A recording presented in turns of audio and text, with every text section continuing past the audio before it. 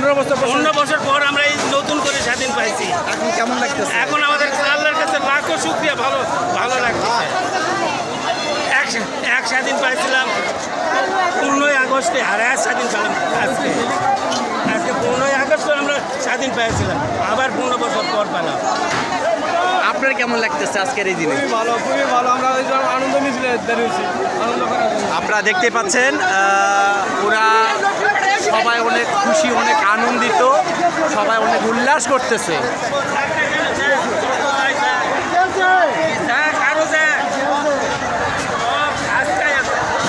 দিনটা কেমন লাগতেছে